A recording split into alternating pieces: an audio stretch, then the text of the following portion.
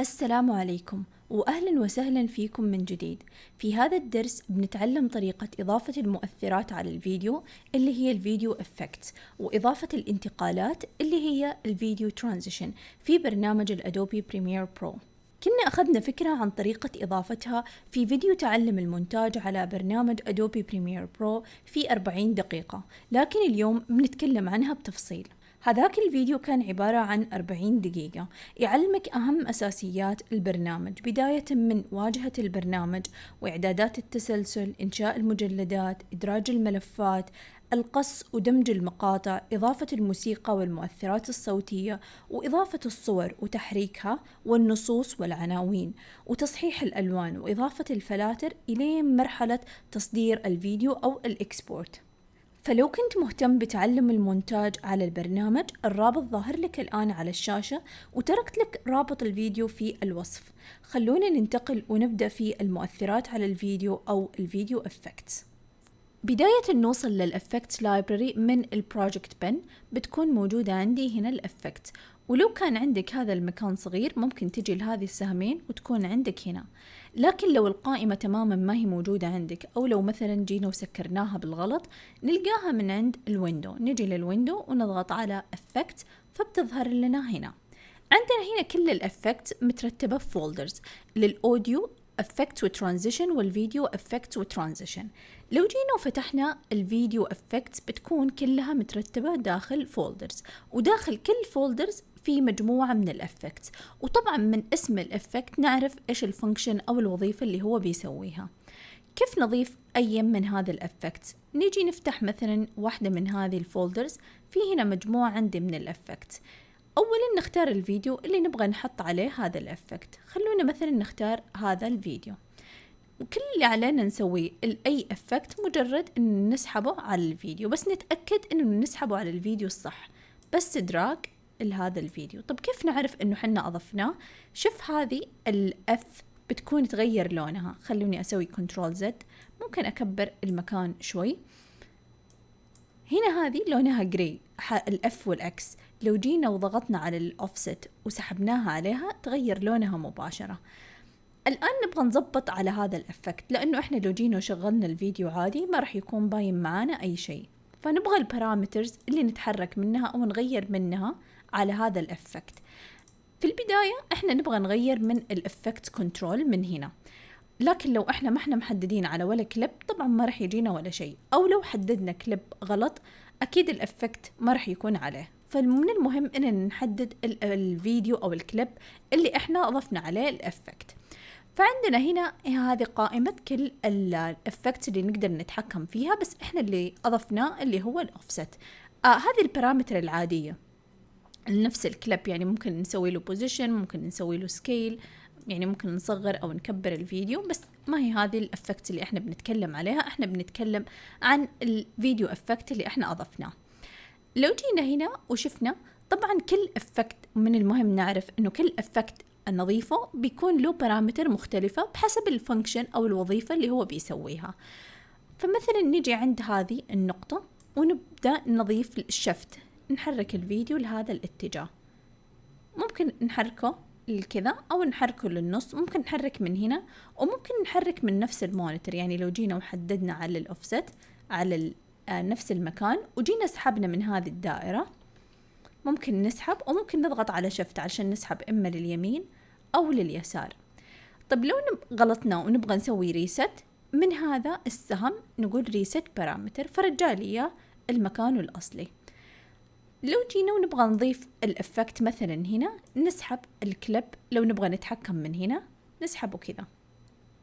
بعدها في عندي هنا اختيار ثاني أو اوبشن ثاني اسمه blend with the original. لو نبغى نسوي نسحب كذا السلايدر، ممكن نكتب احنا بنفسنا الرقم مثلا 50 أو 70، وممكن نتحكم فيها من هنا. ولو جينا لهذا الرقم في يكون سهم صغير ممكن نتحكم فيه، بس نسحبه لليمين أو اليسار. فلو نبغى بهذا الشكل، نجي نشغل الفيديو نشوف الإفكت، فصار عندي الإفكت على الفيديو. طبعا احنا قلنا لو نبغى نسوي ريست لأي بارامتر نرجع ونضغط على هذا السهم فبيرجع لي الفيديو نفس ما كان. طب لو حطينا إفكت بس نبغاها تكون، بس نبغى نسكرها يعني off and on. نضغط على هذا الاف toggle the effect on and off، فإما نسكره أو نشغله. أو ممكن لو نبغى نحذفه تماما بس نحدد عليه ونحذفه، نضغط على delete، فكذا حذفناه من الكليب تماما. وممكن نضيف افكت ثاني، مثلا نجي على هذا الافكت ونضيفه على هذا الكليب، بعدها نحدد على الكليب علشان نروح ونشوف البارامتر له. أضف لي هنا زي دائرة ممكن أتحكم فيها بإني أجي أضغط عليها وأتحكم فيها من نفس السكرين أو المونيتور، نحطها بالمكان اللي نبغاه. مثلا لو نبغاها هنا ممكن نتحكم في شكلها، أول شيء سيركل أو سكوير، مربع أو دائرة. بعدها نتحكم في البوزيشن زي ما قلنا، مكانها بالضبط أو اللوكيشن لها ممكن من هنا، وممكن نتحرك من هنا طول ما احنا محددين عليها، نحرك بهذه الطريقة بحيث ان نحدد المكان. بعدها هنا تقريبا نسبة الزوم، يعني زوم ان او زوم اوت تكون. ومن هنا السايز لها ممكن نكبرها او نصغرها. ولو تبغى تسوي ريست ممكن بس تضغط على هذا الريست، فممكن لو نبغاها مثلا مقاس اكبر من كذا نكبرها بهذه الطريقة. وممكن نزيد لها فذر بحيث انه اطرافها تكون ناعمة. فهنا في مجموعة من البارامتر، هنا مثلا الاوباسيتي لها. بعدها لو جينا وشغلنا هذا الكليب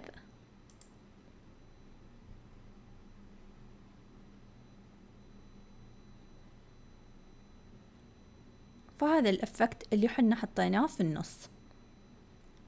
لو نبغى نحذف الافكت مجرد ان نحدد عليه ونضغط على ديليت. طيب لو انت تبحث عن افكت معين بس ما تعرف فين مكانه بكل هذه الفولدرز، هل معقول انك تقعد تدور بكل هذه الفولدرز؟ لا، بتجي على طول مباشرة من هنا من السيرش بار وتكتب مثلا الافكت اللي يسويه، حتى لو ما تعرف اسمه بالضبط.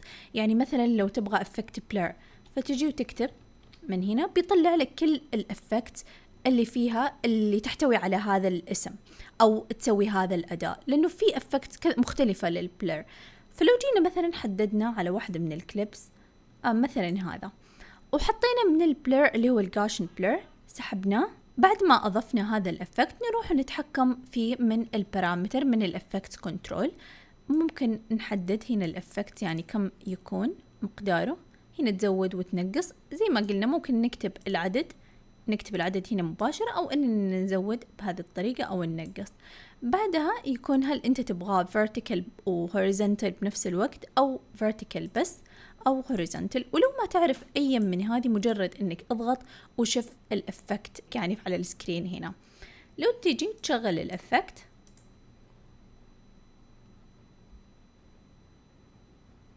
بيكون عندك هذا الإفكت بهذه الطريقة. ونقدر نضيف كذا إفكت على نفس الكليب، مو لازم افكت واحد. يعني لو رحنا مثلا الستايلايز من هذه القائمة ممكن نضيف افكت ثاني. طبعا ممكن نضيف اي افكت. لو جينا مثلا واضفنا هذا الافكت على هذا الكليب، بعدها نجي هنا نشوف من الافكت كنترول ان عندنا هذا الافكت الاول وهذا الافكت الثاني. نتحكم بالبارامتر من هنا، ممكن نزود البوردرز، ممكن نغير لون الإفكت مثلا من هنا إن نضغط عليه. بعدها ناخذ هذا الآي دروب ونختار مثلا من ألوان الصورة. لو جينا واخترنا على هذا اللون الأخضر نضغط على أوكي. بعدها ممكن نزيد الشاربنس،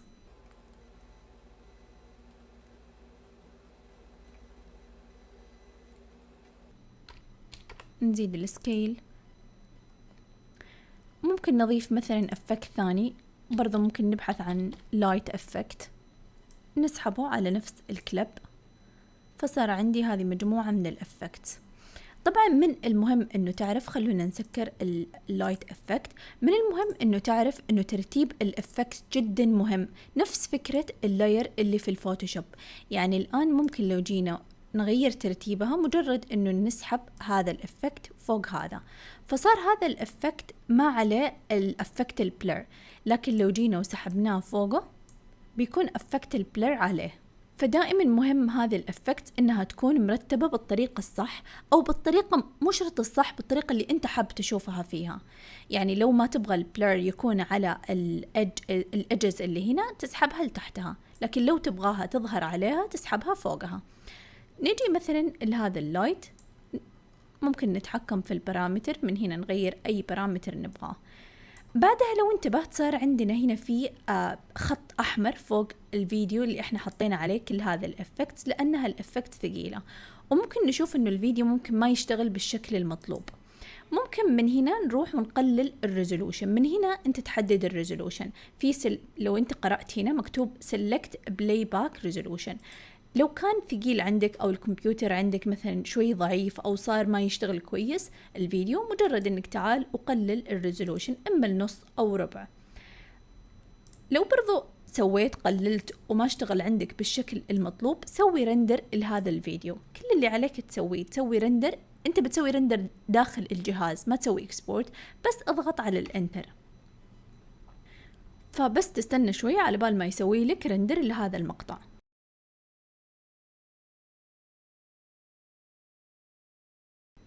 بعد ما انتهى من الرندر الحين بيشتغل الفيديو معانا بسلاسة عادي. لو جينا لهذا المقطع اللي ضفنا عليه هذا الافكت بيشتغل عادي بدون ما يكون في اي تأخير او ديلي. طيب لو حنا حبينا نحفظ هذه الافكت ونضيفها على اي مقطع، سواء عندنا هنا من واحدة من هذه الكليبس او بعدين لأي بروجكت ثاني، تقدر تسوي كذا بكل سهولة. حدد على الافكت من هنا من عند الافكت كنترول، حدد عليها. يعني احنا اضفنا هذه الثري افكت، مجرد انك حدد عليها بكنترول. بعدها اضغط على الماوس رايت كليك واختار على سيف بريست. بعدها ممكن تحط له اي اسم، ممكن نحط لها مثلا الحين 101 بريست او ماي بريست، الاسم اللي انت تبغاه. مجرد انك تخلص اضغط على اوكي. طب بعدها فين نلقاها في البريسيت بنفس قائمة الافكت. عندك هنا البريسيت، عندك هذه هي البريسيت اللي احنا سويناها. لو نبغى نضيفها مثلا على هذا الفيديو او على هذا الفيديو، مجرد انه نسحبها زي باقي البريسيت. فكذا وفرنا كثير من الوقت والجهد، وما يحتاج انه احنا اصلا نحفظ مثلا الافكت اسمائها او الارقام اللي احنا دخلناها. مجرد انه اشتغلنا وجربنا واعجبنا هذا الافكت نقدر نحفظه وبعدها نحطه على اي كليب احنا نبغاه. وبرضه لو فتحت زي ما قلت لك اي بروجكت ثاني بيكون موجود عندك بقائمة الافكت.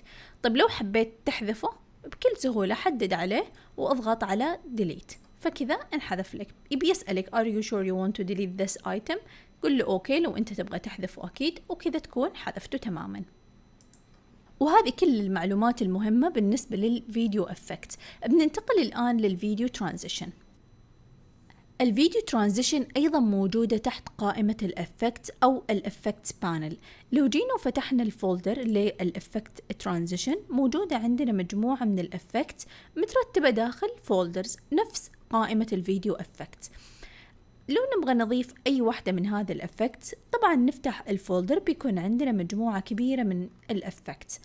لو نبغى نضيف هذه الترانزيشن، كل اللي علينا نسويه ان نسحبه، بس نسحبه بين التو كليبس. فنجي هنا مثلا نبغى نسحب هذا الترانزيشن، نسحبه بين التو كليبس. بيجيني هذا المسج insufficient media، هو مجرد علشان هذا بداية المقطع أو نهاية المقطع، فبيكون repetitive frame.